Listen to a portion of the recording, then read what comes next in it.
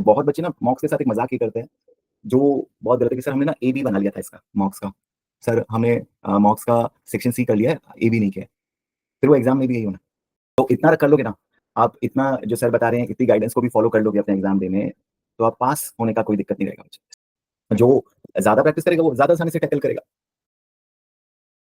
देखो बच्चों, पहली चीज तो जो बच्चे एग्जाम फर्स्ट टाइम दे रहे हैं, मतलब पहले कोई एग्जाम अगर पहले नहीं दिया है, तो एग्जाम दे के लिए ध्यान रखना कि आप आधा घंटे पहले सेंटर पहुंचे। जो भी आपका सेंटर है उसको उसको आप टेकआउट कर लो कि जो भी आपका रूट देख लो, मेट्रो के रूट से जाओगे, अपने व्हीकल से जाओगे, जैसे भी जो भी ट्रांसपोर्ट यूज करोगे उसको चेकआउट कर लो। मॉर्निंग का सेशन है, इवनिंग का सेशन है, वो चेक कर लो। और कोशिश करो कि एग्जाम सेंटर पे आप हाफ एन आवर अर्ली पहुंचो, लेट ना हो, बल्कि आधे घंटे जल्दी आपको वहां पे पहुंचना है। फॉर एग्जाम्पल अगर 1 घंटे का आपका रास्ता है आपके यहाँ से, तो आप कोशिश करो कि 1.5 से 2 घंटे पहले आप निकल जाओ घर से, जब जो भी रूट से आप जा रहे हो उसको फॉलो करते हुए। एग्जाम के दिनों में, एग्जाम के टाइम पे आपके पास आपका एडमिट कार्ड, मतलब जिसको हम डॉकिट बोलते हैं, ओरिजिनल डॉकिट आप इसका प्रिंट आउट निकलवा के लेके जाइए। इसके अलावा आपके पास अपना ओरिजिनल आइडेंटिटी प्रूफ होना चाहिए, वेरी इंपॉर्टेंट। अगर आइडेंटिटी प्रूफ नहीं होगा तो एग्जाम में एंट्री नहीं हो पाएगी। Have your identity proof. और उसके अलावा आप अपना कैलकुलेटर नॉर्मल और साइंटिफिक दोनों लेके जा सकते हैं। दोनों आपको अलाउड किए जाएंगे, 2 कैलकुलेटर अलाउड है, नॉर्मल और साइंटिफिक। रफ वर्क करने के लिए ब्लैंक पेपर आपको एग्जाम हॉल में मिलेगा, कोई पेपर आपको लेके नहीं जाना है। एग्जाम हॉल में ही आपको रफ पेपर प्रोवाइड करवाया जाएगा। वाटर बॉटल, आप ट्रांसपेरेंट वाटर बॉटल अपने साथ लेके जा सकते हैं, और सेंटर पे भी अवेलेबल रहता है वाटर बॉटल। उसके अलावा you don't need to carry anything specific. आप अगर बैग फोन लेके जाते हैं तो वो भी सेंटर पे मैनेजेबल है, वहाँ पे आपको लॉकर या जगह मिल जाएगा जहाँ पे आप रख पाओगे इन चीजों को। तो बहुत परेशान नहीं होना इन चीजों को लेके, बट अपना एडमिट, आइडेंटिटी प्रूफ और कैलकुलेटर, इसका रिप्लेसमेंट नहीं होगा। ये 3 चीजें आपकी मस्ट हैं जो आपको चाहिए कंप्यूटर बेस्ड एग्जाम में भी, सेंटर बेस्ड एग्जाम में भी। इसका ध्यान रखो। दूसरा, एग्जाम के लेवल पे देखो, सेक्शन ए, सेक्शन बी और सेक्शन सी, जनरली इसी ऑर्डर में आप पेपर को करना, ए बी सी के ऑर्डर में। और टाइम ड्यूरेशन बिल्कुल क्लियर रखो। टाइम ड्यूरेशन बिल्कुल क्लियर रखो कि टोटल आपको जैसे आपका पेपर है 100 मार्क्स का, तो जनरली आपके पास 1.8 मिनट होते हैं, मतलब 2 मिनट के आसपास, 2 मिनट से भी कम एक क्वेश्चन को करने, एक मार्क्स के लिए। तो 2 मार्क्स के लिए आपके पास अराउंड 4 मिनट के आसपास है कि आप 2 मार्क्स के क्वेश्चन को 4 मिनट दे सकते हो। 3 से 4 मिनट आप एक क्वेश्चन में इन्वेस्ट कर सकते हो। जैसे ही 5 मिनट या उससे ऊपर जा रहा है, कोई क्वेश्चन स्पेसिफिकली बार बार जाएगा तो बड़ी दिक्कत हो जाएगी, बट कोई क्वेश्चन 5 मिनट से ऊपर जा रहा है तो उसको छोड़ दो, रेड फ्लैग करो और आगे चलो। ध्यान रखो इस बात को कि स्टक नहीं होना है। बहुत ज्यादा कैलकुलेशन, देखो थ्योरी में तो चलो सोचना पड़ेगा, बट कैलकुलेशन वाले क्वेश्चन में बहुत ज्यादा कैलकुलेशन इन्वॉल्व है, तो उसको आप फ्लैग कर सकते हो और मूव करके अपने आगे के क्वेश्चन में जा सकते हो। तो उस चीज को जरूर ध्यान रखना कि बहुत ज्यादा टाइम इन्वेस्ट ना कर दो। आपको अराउंड 54 मिनट्स रहते हैं आपके पास फॉर सेक्शन ए। 50 मिनट्स के आसपास मान के चलो। अगर हम और थोड़ा स्ट्रिक्ट हो जाए, कंजर्वेटिव अप्रोच रखें, बहुत ज्यादा रिलैक्स अप्रोच ना रखें, लीनियंट ना रखें, कंजर्वेटिव, तो 50 मिनट आप सेक्शन ए को दो और सेम 50 मिनट आप सेक्शन बी को दो। इससे ज्यादा टाइम अगर आपको लगने लगता है तो आप मूव ऑन करो। सेक्शन ए में आपको लग रहा है 50 मिनट मैंने पूरे लगा दिए, तो ठीक है, फिर आप अगले पे चलो, क्योंकि हो सकता है कि इजी एरिया मिस हो जाए। और उसके बाद जो आपका रिमेनिंग बैलेंस टाइम है वो आप सेक्शन सी पे आराम से इन्वेस्ट कर सकते हो। You can invest your balance time on section C and do remember कि पेपर आपको 100% करना है। पेपर आपको बिल्कुल छोड़ के नहीं आना है। 10 से 15 मार्क्स का पेपर छूट गया, बच्चे ये बात बोलते हैं, और वो चीज बड़ी नेगेटिव है। आती हुई चीज नहीं भी आता तो भी आप लिख के आओगे। कोई थ्योरी है, कुछ भी पार्ट है, कुछ ना कुछ उसमें कॉमन सेंस से जरूर लिख के आना, ब्लैंक छोड़ के नहीं आना।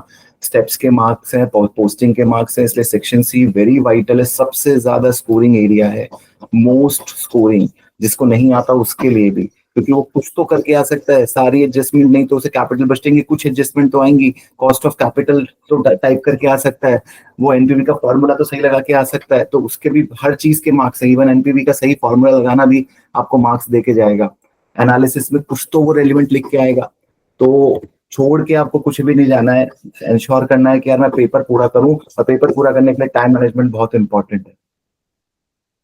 और इसमें सबसे इंपॉर्टेंट पार्ट आपका मॉक्स का आता है बच्चों, कि कितने आप टाइम एनवायरनमेंट में मॉक्स की प्रैक्टिस करते हो। एग्जाम जाने से पहले अभी आपके पास टाइम है, कम से कम 3 मॉक्स आप जरूर एग्जाम टाइम कंडीशन में प्रैक्टिस करो।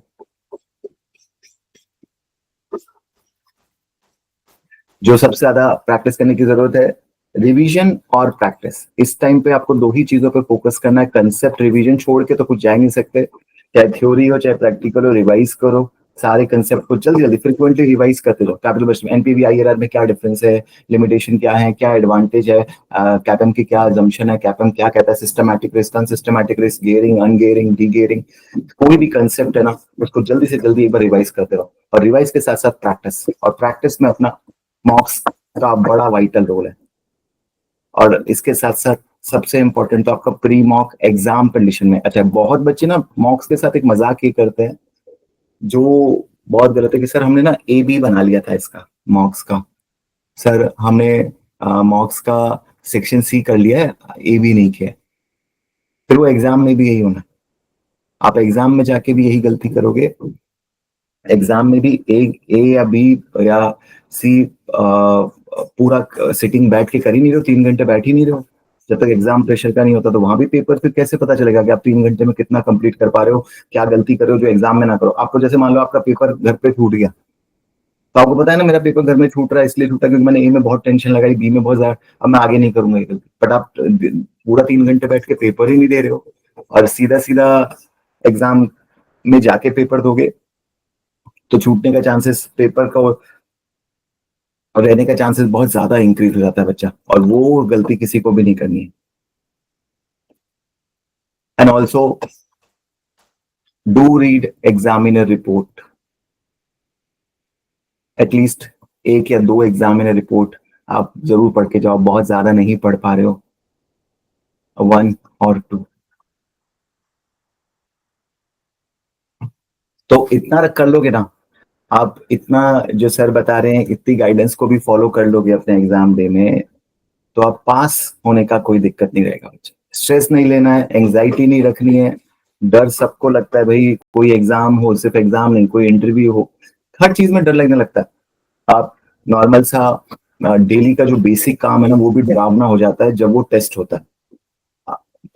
मान लो फॉर एग्जाम्पल मेकिंग, चाय बनाने की बात करें, एक कॉफी चाय हर किसी को बनानी आती है, आप घर में डेली शायद कॉफी बनाते होगे, चाय बनाते होगे अपने लिए, फैमिली के लिए, अच्छी भी बनती होगी, मस्ती में आपने बना भी दी, ध्यान भी नहीं दिया, बट अचानक से वो चाय का अगर आपका टेस्ट हो जाए, बोले कि आपको कोई जज करने वाला है इस चाय के बेसिस पे, कोई मास्टर शेफ का कंपटीशन है, आपको किसी गेस्ट के लिए स्पेसिफिकली बनानी है, बहुत प्रेशर है आपके ऊपर, तब डेफिनेटली उस चाय के डेली प्रोसेस में भी गलतियां होने लगेंगी, हो सकता है चीनी ज्यादा डल जाए, पत्ती कम हो जाए, बट जिसने ज्यादा प्रैक्टिस कर रखी होगी चाय बनाने की, वो उस प्रेशर को झेल लेगा, वो उसको ओवरकम कर लेगा।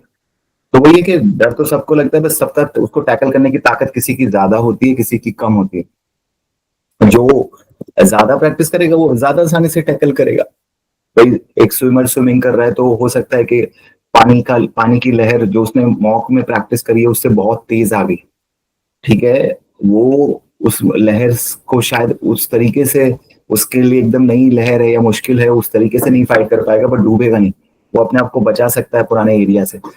तो वही चीज आपको ध्यान रखनी है कि do practice mocks as many as possible, जितना आप कर सको उनकी प्रैक्टिस करो टाइम एनवायरनमेंट में। जो गलतियां हैं, mostly 90% of mistake you are able to understand by looking at answer कि सर ये दिक्कत है। Other than that you can discuss with me, let me know कि सर ये इशू आ रहा है, ये यहाँ पे दिक्कत है, वी कैन डिस्कस दैट, और मैं आपको उसमें हेल्प करूंगा। तो होपफुली यहाँ तक सब बच्चों को चीज समझ आती है कि एग्जाम के लेवल पे क्या स्ट्रैटेजी रखनी है। कोई किसी के मन में बात है, कुछ है डाउट जो सर से डिस्कस करना चाहे एग्जाम को लेके, तो बताओ मुझे।